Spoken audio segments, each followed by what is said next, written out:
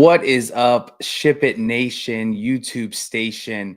We are back with the Saturday NBA quick hits. Just a quick little 3-gamer, so a little bit different than what we're used to, having a double-digit games last week. Today, just 3. We're going to focus on just these 3 on the DraftKings slate. Get this posted up a lot earlier than normal. We're going to use this as our little sneak peek, first kind of glance at the slate, let some news come in. We don't have a lot of injury news today as the morning starts, but we're going to take this time to kind of break down the slate. And then as injuries and, maybe, possible minutes limits that are coming on for a few of these questionable tags come in, and then we can kind of go from there. The slate plan will be posted here in a few hours, as well as a showdown slate plan tonight. So let's get right into it. But before we do, let's get this promo up here. We have NBA 15. We're still doing this. Getting a part of a community is so vital to DFS success. And, in every single sport, we have just some of the best minds in the industry all chatting, talking strategy, talking, what injuries mean, what minutes limits means, for football, with certain snap counts. Whatever it may be. We got it all. Make sure everybody takes advantage before we take this away. We are getting very close to being done with this, but let's get into this before we take it away. So let's jump right in here. Let's take this down. Let's put up the correct overlay and let's get it going. So 3 games on the docket today. The first one is the Hawks with a 237.5 total versus the Bulls. The other one is Brooklyn and Cavs with 221. And we have Raptors and Clippers at 225. We're starting off hot and early with, obviously my favorite game on the slate and probably everybody else's as well. We have the Bulls traveling to the Hawks with a 2.5-point spread. It might be up to 3 at this point. We're waiting on Zach LaVine news and Hunter news. So I think Hunter is going to stay out. I don't anticipate him coming back. I do anticipate Zach LaVine coming back. And we'll start on that side with the Bulls. If Zach LaVine plays at 7,100, he's going to be in my player pool today as the field, is agreeing with me so far in our first runs of ownership. If he comes back with no minutes limit and is able to come into this, great game environment, I anticipate him taking his high teens and shots and being a great play. Talking about game environment, shout out to Little Nick. He put something great inside the chat. It was a chart basically explaining how fast teams shot into their possessions. And these are 2 of the quicker shooting teams in the league, specifically the Bulls at 13.4. They're going to shoot 13.4 seconds into every single possession on average. And the Hawks are right behind them at 13.7. Just reading that makes it clear that we're going to want to get as many guys as we can from this game into our lineups. But jumping back into the Bulls, as Zach LaVine's in, Giddey, White, AO, they're all out of my player pool. I think AO off the bench, certainly at 5,900 is out. Even as Zach LaVine is out and he jumps into the starting lineup, I think 59 might be a little bit too much for me. I understand he fills multiple buckets of a fantasy stat sheet, but not going to be a play for me today. Vooch is somebody I haven't spoken about, as I break down this game early. He's at 8,300. I find him as you can play him with LaVine or without LaVine. 8,300 is just a nice solid tag that we can utilize in both spots. Those are really my only plays from the Bulls side. The much juicier side is going to be the Hawks. Yesterday, Trae Young, was 10-4 on an 11-game slate and came in at like 1% ownership. At some of my contests, he was sub 1%. Still dropped a 60 bomb in a nice close game that ended on the final possession. But today he's going to profile better for me than Harden. And Harden's down there at 9.5, and we'll get to him. But at 10-3 in this game environment, I think this is going to be a great spot for him. Obviously, the field, is going to agree as there's only 3 games and a 237.5 over under. But he's going to be my best play of this game, and probably, he will be in my core, but probably one of my better plays on the slate. Dyson Daniels did come back, and I think we're going to see a little bit of game log watchers fall in love with Dyson Daniels at 5,700. He had 7 steals last night. That's 14 points on DraftKings, even more on FanDuel. It's not going to be for me. I know he took 17 shots. He will be in play for me when I'm stacking the game and trying to get like Hawks onslaughts, if you will, with a little Trae Young, Dyson Daniels, Jalen Johnson. It doesn't feel great, but on a 3-game slate, I think we have to take advantage of such a high team total and such a close spread. We don't have a Kongwu on here, but him and Capella are sharing minutes. And as of right now, with their current price tags, if one plays high teens, the other one plays low 20s, they're just going to be out of play for me. If you're making a handful of lineups, I completely understand it. But, as of right now, if Capella is going to come in at 22% ownership, no, thank you. I did take a look with him being off. There's no injury designation for Okongwu, so we're going to have to keep some ears out and some eyes on Twitter to see if there's anything late. But as of now, I'm projecting him in. And with the time split, no, thank you. Richose, after 60 burger a couple times out, kind of had a stinker last night at 5,400. I understand, great game environment, and he's going to get ownership just because of the game, but not going to be a play for me. As we look at some of these bench guys with Matthews, Roddy, and Nance, with Dyson Daniels coming back last night, we saw Roddy get 16 minutes, Lance get 13 minutes, and Matthews get 27 minutes. Now, it was interesting because Nance was really productive in those 13 minutes. I believe he got, at 20 DraftKings point, he might have got a point more than that.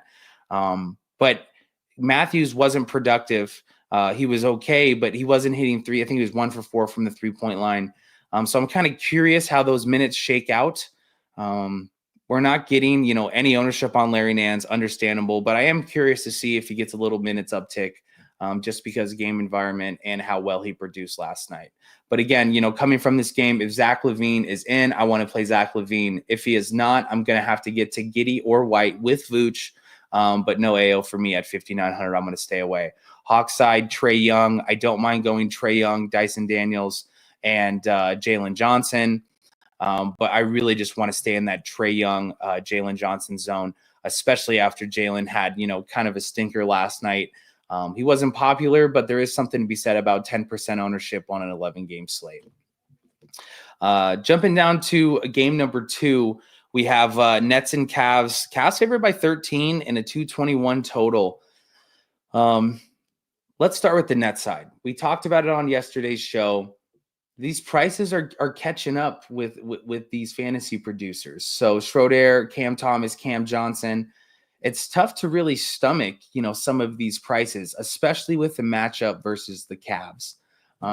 Claxton's price has come down. He's played, back-to-back games in the high 20s in minutes, which has been his issue to start the season. He's getting a little popularity on our first ownership run. I don't mind it. 5,700 is pretty cheap for a guy that can produce. And if somehow he was able to get, into those low 30s, which I don't expect, who knows? But at high 20s, he certainly is going to be in play on a 3-game slate. Between Schroeder, Thomas, and Cam Thomas, it's going to be Schroeder for me with Ben Simmons out. I think he gets a few more assist opportunities.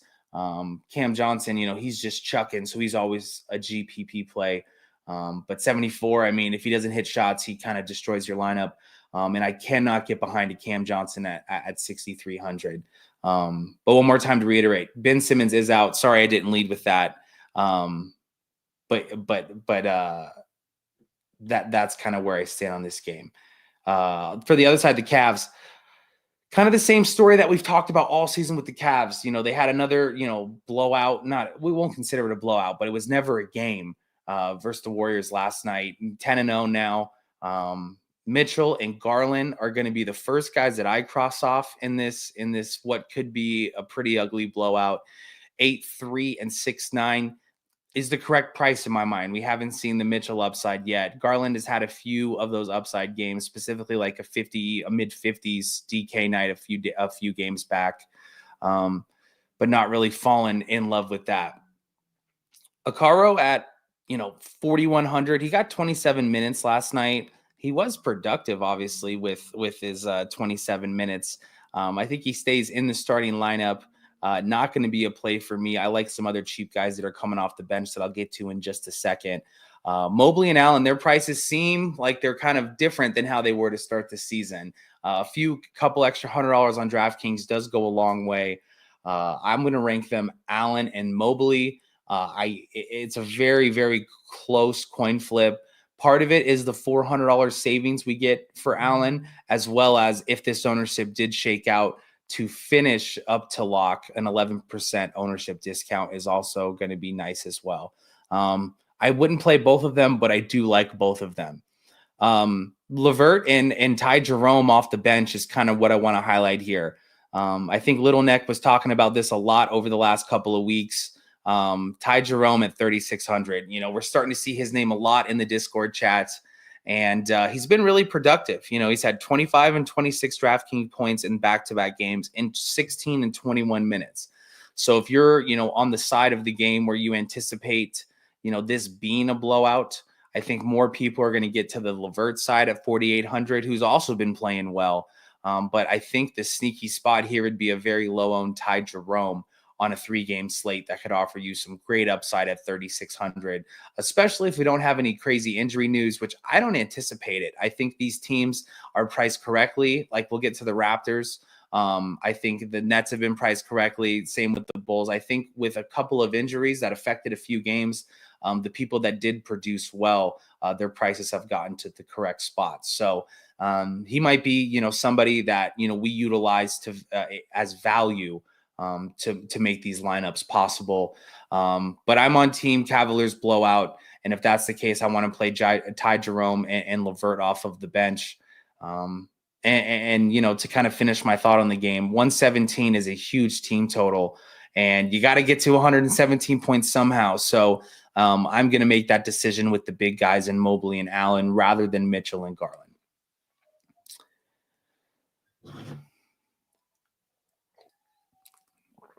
Jumping down to the last game of the night, maybe I get some hate for the cup, it's a coffee cup. You kind of just grab one out, but a nice little rise and shine here. Pretty sure we got this off the internet or at like Bed Bath & Beyond or something. But let's jump into the last game. Raptors Clippers favored by 6.5. I see it 6 some places. If it goes down and we don't have injury news, I would anticipate some injury news kind of coming closer to lock. But this is a nice late game, so it gives us some time. Utilize the late swap feature. Obviously, have your later players at the bottom of your lineups in the guard, forward, and utility, just in case something does come out.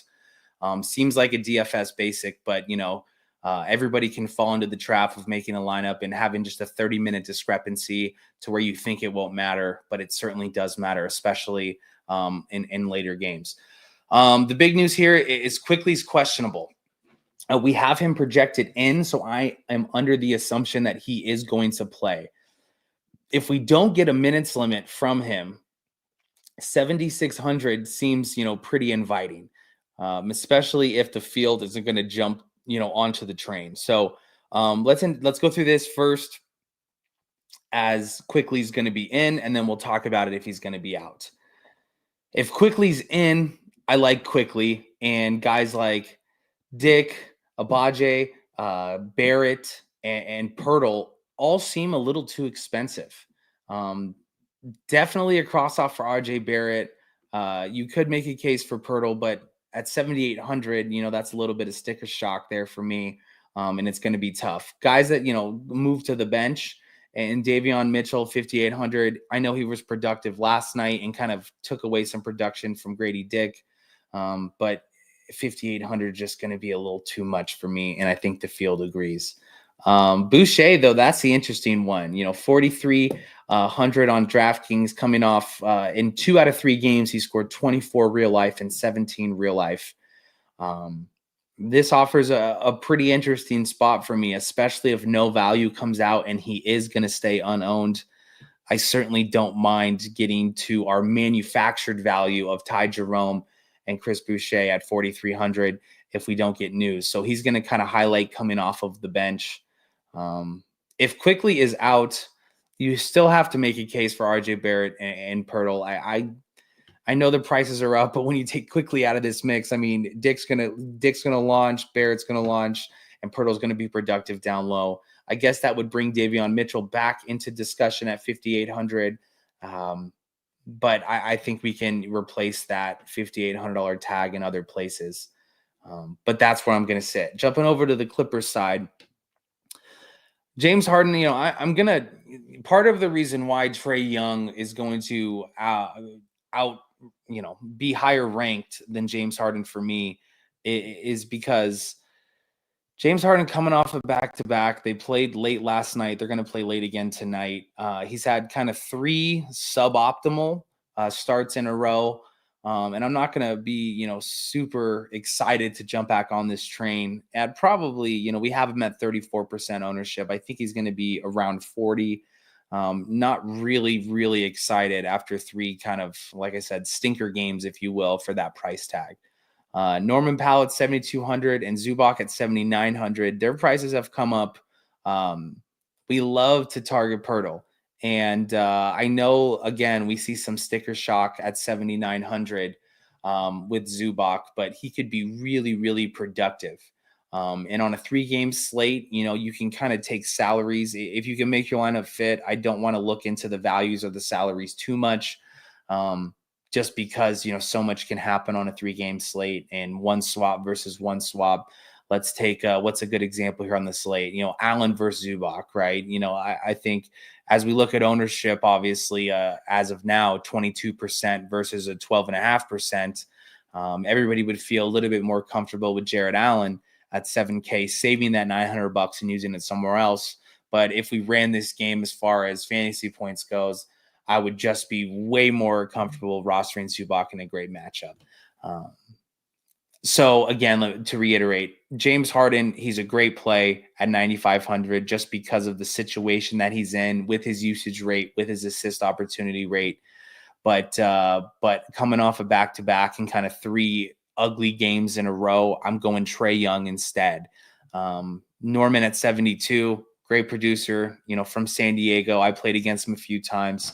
That was a lot of fun. Nobody cares, but what a stud athlete and great basketball player he is.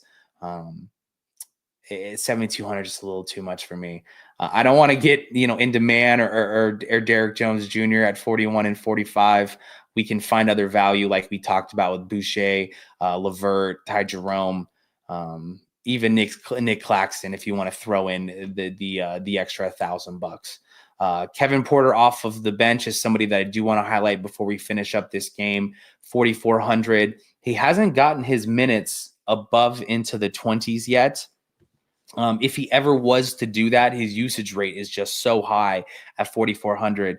And I believe he becomes not an elite value play, but certainly somebody you want to take a nice hard look at. I don't mind him being the last guy in, or if you're kind of building for later in the game, hopefully that this, Hawks and Bulls game kind of, didn't shake out the way you thought, kind of give your lineups more opportunity near the bottom. I don't mind getting to him. That's all 3 games that we have today. To kind of reiterate here, we want to highlight the Bulls and Hawks game, just like everybody else in the industry is going to. Zach LaVine is in play for me if he does play. Quickly is in play in the Raptors game if he does play, barring any minutes restrictions that we have.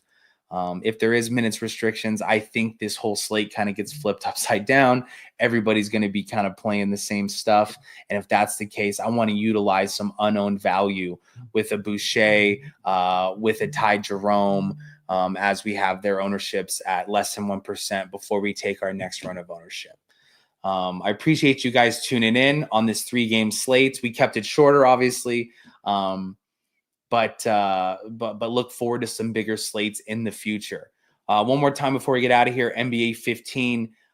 Just important that you guys hop on. We have these quick hits videos or the 1-hour shows on YouTube, but that's only so much that we offer. And then when we get to behind the paywall that we have here, you find yourselves in a position where you get to talk with some of these guys in the Discord that are just so knowledgeable about the sport, watch every single game, A lot of them don't sleep, so you're always able to chat some NBA and get better at your game, as well as in every single sport. So code NBA 15 before it goes away. Everybody utilize that and join the nation. So again, you guys, I appreciate you guys tuning in. Hit that like button. Really looking forward to finishing up the slate plan. Obviously, we'll have our cores posted in a nice juicy showdown tonight in the last game that we talked about.